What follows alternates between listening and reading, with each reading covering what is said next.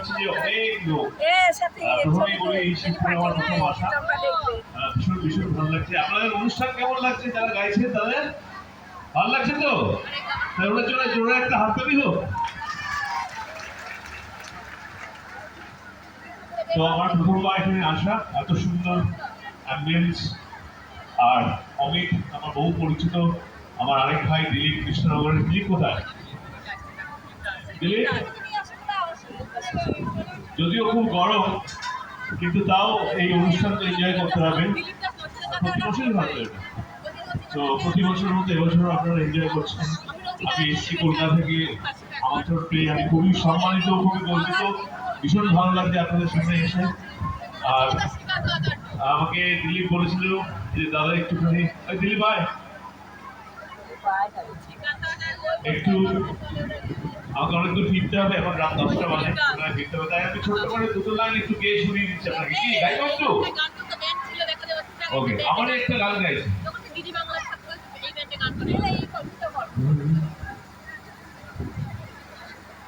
আচ্ছা, অনন্ত তোমারই জন্য হয়েছি প্রেমে যে বন্য, জানি তুমি অনন্য আশার হারবানা। যদি কখনো একান্তে চেয়েছি তোমায় জানতে, শুরু থেকে শেষ প্রান্তে ছুটে ছুটে গেছি তার।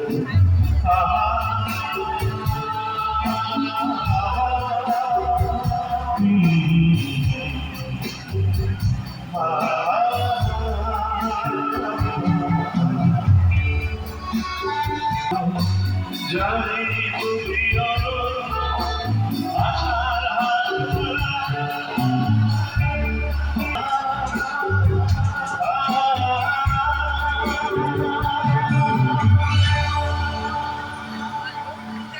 Thank you so much.